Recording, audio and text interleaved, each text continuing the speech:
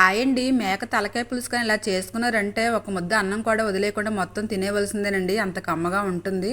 ఇప్పుడు మేక తలకాయ పులుసు ఎలా చేసుకోవాలనేది ప్రాసెస్లోకి వెళ్దాం. ముందుగా మిక్సీ జార్ని తీసుకొని చిన్నించి అల్లం కొమ్మని, ఒక 6-7 ఎల్లుల్లిపాయ రెమ్మలు, ఒక స్పూన్ ధనియాలు, ఒక స్పూన్ జీలకర్ర నానబెట్టి ఉంచుకున్న కొంచెం గసగసాలు వేసి మిక్సీ పట్టి ఉంచుకోవాలి. స్టవ్ మీద కుక్కర్ పెట్టి 3 స్పూన్ల దాకా ఆయిల్ వేసుకొని కట్ చేసిన 4 ఉల్లిపాయలు, 6 పచ్చిమిరపకాయలు, కొంచెం కరివేపాకు వేసి 1 నిమిషం వేగిన తర్వాత 2 టమాటాలు కట్ చేసి వేసుకొని టమాటాలు మెత్తగా మగ్గిన తర్వాత మనం ముందుగా మిక్సీ పట్టి ఉంచిన అల్లం వెల్లుల్లి పేస్ట్ని వేసుకొని పచ్చివాసన పోయే వరకు వేపుకొని ఇప్పుడు ఒక అరకే తలకాయ మసాలా శుభ్రంగా క్లీన్ చేసుకొని ఈ అల్లం వెల్లుల్లి పేస్ట్లో వేసుకొని 1 నిమిషం పాటు బాగా వేగిన తర్వాత రుచి సరిపడా కారాన్ని ఉప్పుని వేసి ఇది 1 నిమిషం వేపుకొని పావు గ్లాస్ వరకు నీళ్ళు వేసుకొని ఒక 10 విజిల్లు వేయించుకొని ఇలా ప్రెజర్ పోయిన తర్వాత పెద్ద నిమ్మకాయ అంత చింతపండు నానబెట్టుకుని ఆ రసాన్ని వేసుకోవాలి. ముక్కలు పట్టేలాగా చింతపండు రసం అనేది ఉండాలి.